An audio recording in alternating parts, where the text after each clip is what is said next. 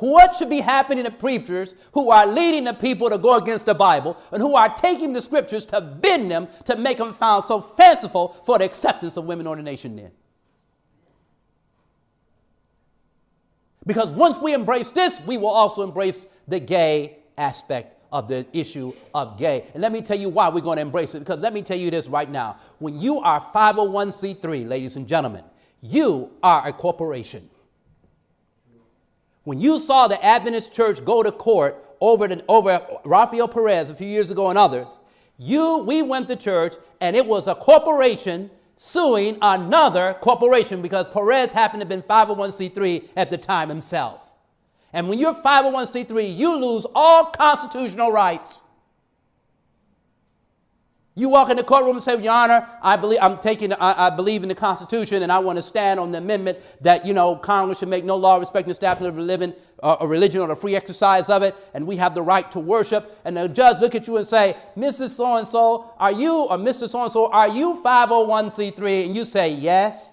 And then he sits around and said to you, well, first of all, did you know that when you become 501c3, you have lost all constitutional rights, that you are not under the Constitution, but that you are under maritime law? Please sit down and say another word about the Constitution before I hold you in contempt of court. And why did we take 501c3? Because you want to coerce, because you want the people to get a tax-deductible receipt for paying their tithe? Since when did God tell you to pay tithe to get a tax-deductible receipt?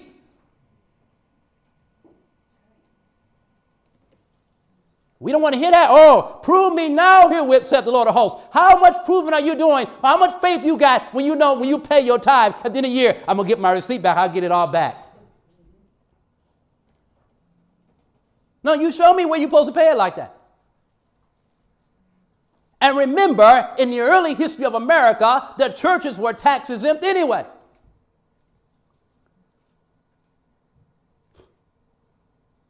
And under maritime law, the judge has the final say.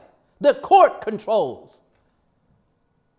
And because you're 501c3 and the conference is 501c3, when you go into the meeting, you have already lost already. Because you're a corporation suing another corporation. You don't believe it? Go back and check the record. It's in the law. We're saying, but wait a minute. What happened to your faith in God?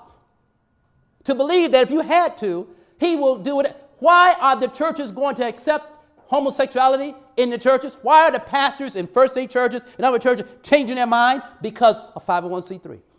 And let me tell you something. Why is Adventist going to change? Because of 501c3.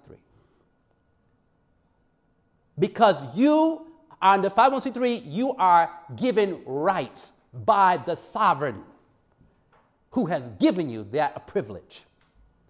And the sovereign who's giving you that privilege is the government of the United States. And that means you must obey what the government brings, whatever laws the government has. That's why when you're 501c3, you cannot take a political stance on anything. But you don't believe it. But at the same time, now this government has said, we are saying that homosexuality is okay. So your church is going to say, no, we're not going to believe that. We're going to stand up against it and preach the word of God. Oh, really? You're going to quote Romans 1 to him, right? You're going to turn back around and show him Sodom and Gomorrah, right? Well, how long do you think you're going to get away with that? When the laws really come down and they say either you desist or you will cease to exist as a church.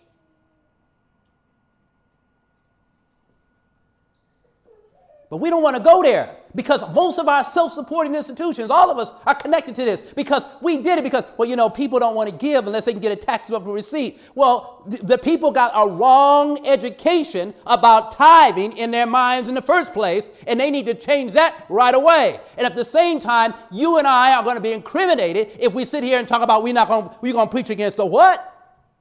You're going to preach the third angel's message? Not if you remain under that system. Now, you don't have to believe me. Don't believe nothing I just said. Go home, go back and do your own homework. And you'll begin to understand why many will be overthrown. This thing is good. This thing is getting ready to get very serious with us. And many of us don't want it, and many in self-supporting don't want to hear it either. Because, oh man, we're safe. Are you? Your only safety is walking with God by faith. Your only safety is making sure that you are walking and doing everything according to the way God said do it. And that if necessary, every earthly support can be cut off. But God said, I will take care of you. Amen. But it's based on your faith that's going to happen.